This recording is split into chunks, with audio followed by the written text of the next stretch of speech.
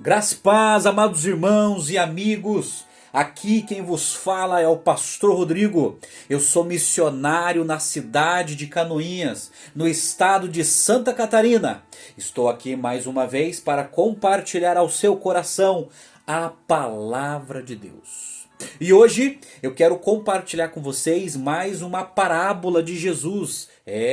Eu quero falar nesse dia sobre as parábolas do grão de mostarda e do fermento. Essa parábola está registrada em Mateus capítulo 13, verso de 31 a 34.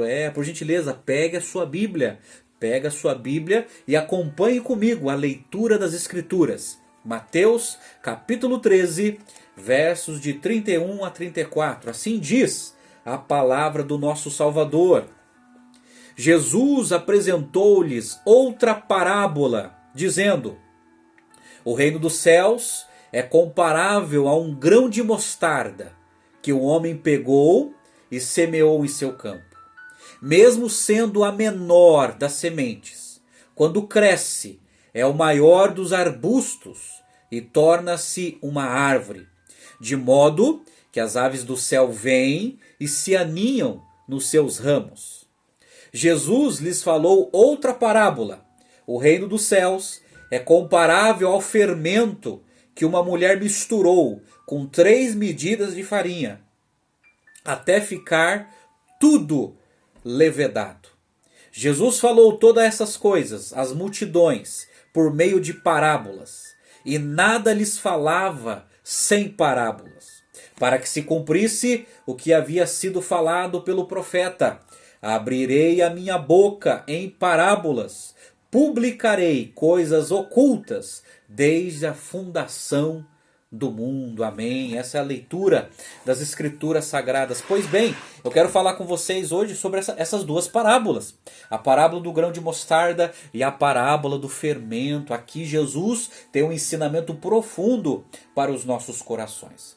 Nós já vimos a parábola do semeador, versos de 1 a 23. Já vimos a parábola do trigo e do joio. E hoje eu quero expor para vocês essa parábola. Mas a pergunta que não pode calar é o seguinte: qual é o propósito dessa parábola, do grão de mostarda e do fermento? As parábolas do grão de mostarda e do fermento têm como objetivo expor a influência do reino de Deus e o progresso do reino de Deus. Guarde isso.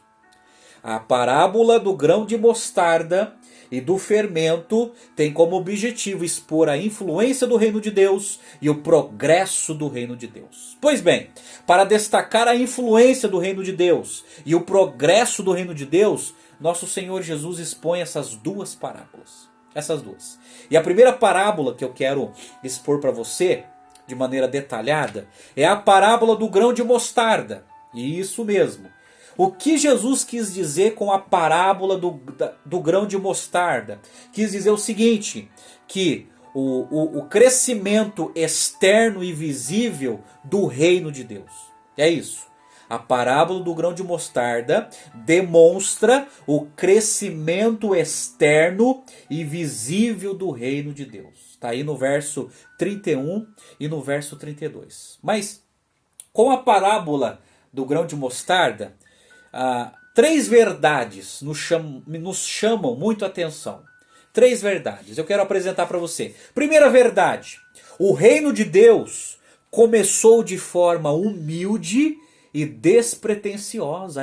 Vê comigo de novo no verso 31 e 32. Diz assim: o reino dos céus é comparável a um grão de mostarda, que um homem pegou e semeou em seu campo, mesmo sendo a menor das sementes. Quando cresce, é a maior das hortaliças e torna-se uma árvore. Exatamente.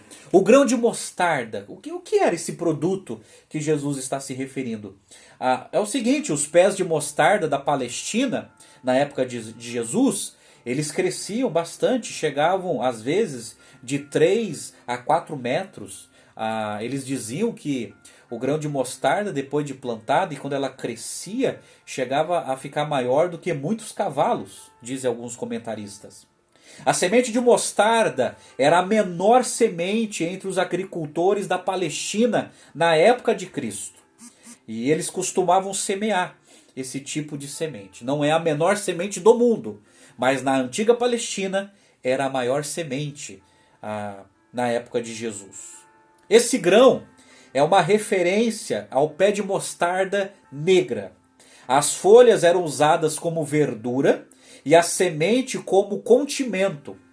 E também ela possuía alguns benefícios medicinais. Era um produto bem conhecido por nosso Senhor e Salvador Jesus. Pois bem, o grão de mostarda, a semente de mostarda, é um símbolo proverbial daquilo que é pequeno e insignificante. Exatamente. É um símbolo proverbial daquilo que é pequeno e insignificante. O reverendo Hernandes Dias Lopes, ele faz uma grande citação em seu livro, falando dessa semente e falando sobre Jesus. Ele escreveu o seguinte, olha só que interessante.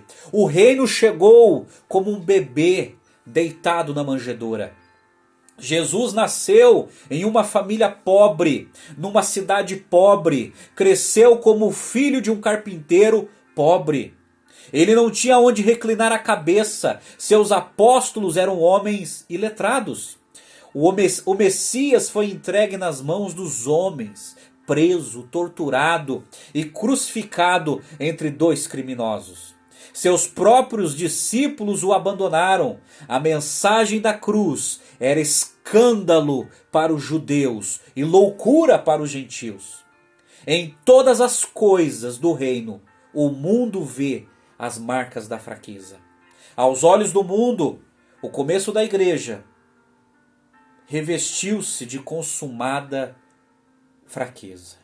É isso, o reino de Deus, ele veio de maneira pequena, de maneira insignificante, que não atraía os olhos do mundo.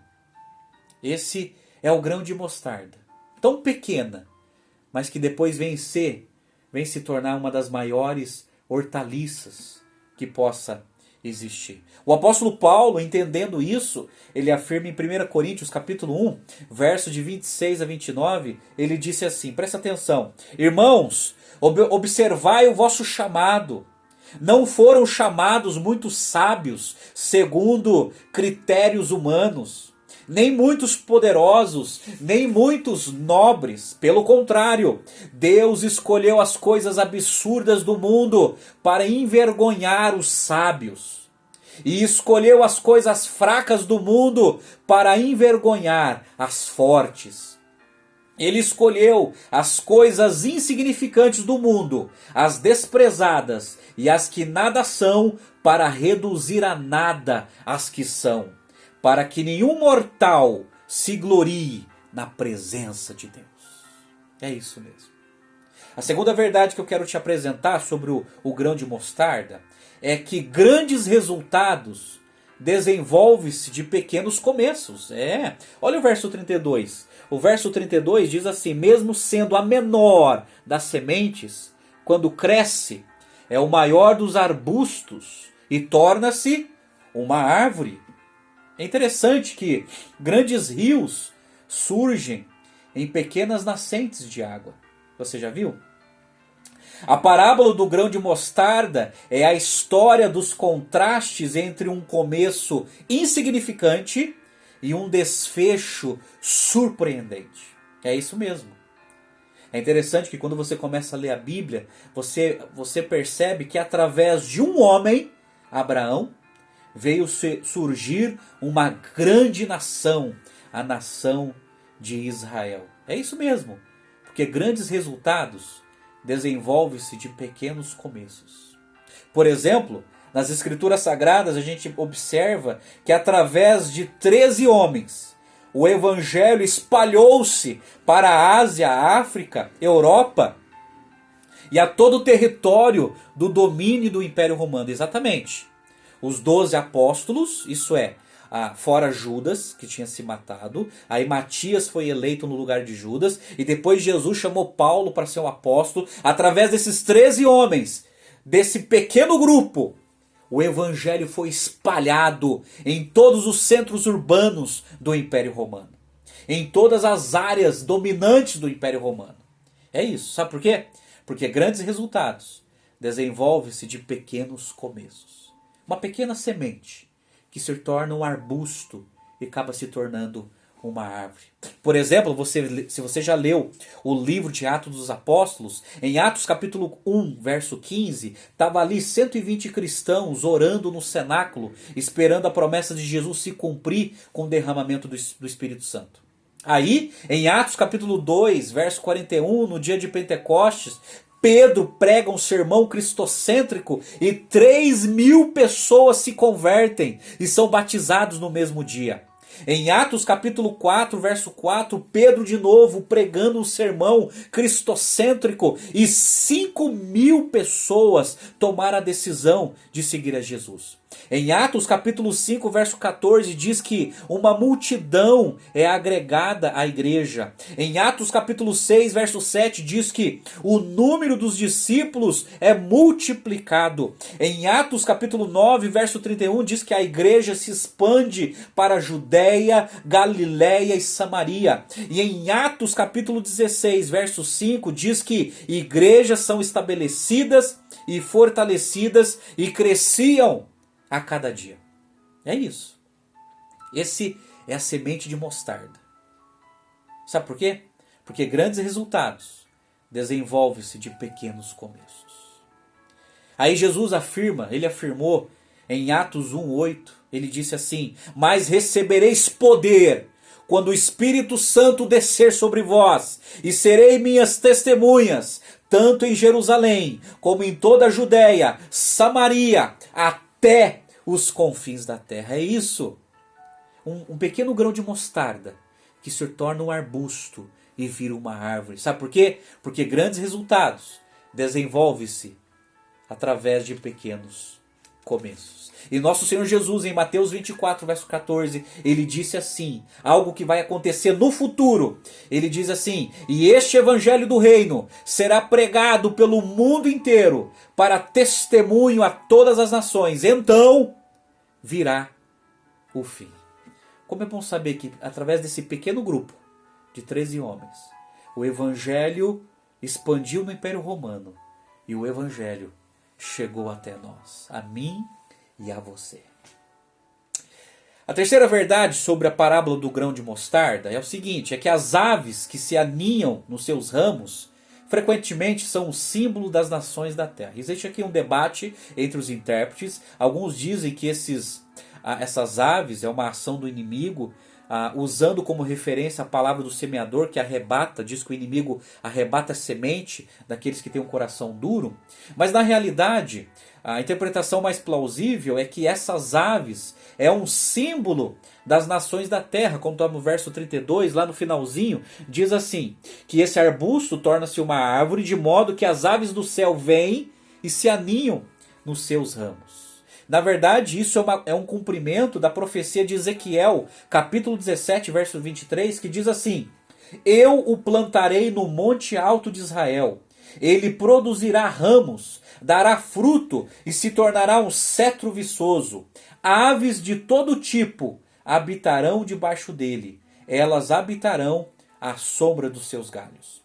E em Ezequiel, capítulo 31, verso 6, diz assim: todas as aves do céu faziam ninhos em seus ramos, debaixo dos quais todos os animais do campo davam crias, e todos os grandes povos habitavam à sua sombra. Essas profecias de Ezequiel se cumpriu nessa parábola de Jesus, que é um evento escatológico que vai acontecer, que já está acontecendo, que vai se concretizar no futuro. Os comentaristas da Bíblia de Estudo de Genebra, eles afirmaram assim: a imagem de uma árvore com ninhos de passarinhos nos seus galhos relembra as profecias de Ezequiel. Passagem nos quais os pássaros representam as nações dos gentios, encontrando refúgio no Messias e alegrando-se com as bênçãos da aliança. É isso. Essa é a parábola do grão de mostarda. Pois bem, quero te apresentar a parábola do fermento. A parábola do fermento, ela tem o seguinte significado: que a sua influência é interior e invisível no reino de Deus. Assim como o grão de mostarda, ela tem uma influência exterior e invisível. A parábola do fermento, ela tem uma influência interior e invisível no reino de Deus. Está aí no verso 33. Esse fermento era um simples fermento que constava de uma porção de massa velha em alto grau de fermentação, que se lançava na massa fresca para se cozer no forno e fazer o pão. É, exatamente. Mas o que Jesus quis ensinar com essa parábola, a parábola do fermento? Preste atenção, preste muita atenção. A parábola do fermento remete à sua influência invasiva, secreta e interna. O fermento aqui não é usado no sentido negativo, como outros textos. Mas o fermento aqui é para falar da sua influência rápida, silenciosa e eficaz. O reverendo Hernandes Dias Lopes, comentando sobre essa parábola do fermento, ele diz o seguinte: uma vez que a obra da graça se iniciou em um coração, ela jamais permanecerá quieta. Pouco a pouco, ela influenciará a consciência, as afeições, a mente e a vontade, até que todo homem seja afetado pelo seu poder e ocorra uma completa transformação. É isso. A parábola do fermento fala do reino de Deus tendo uma influência na vida das pessoas, de maneira até silenciosa, mas de maneira progressiva e verdadeira.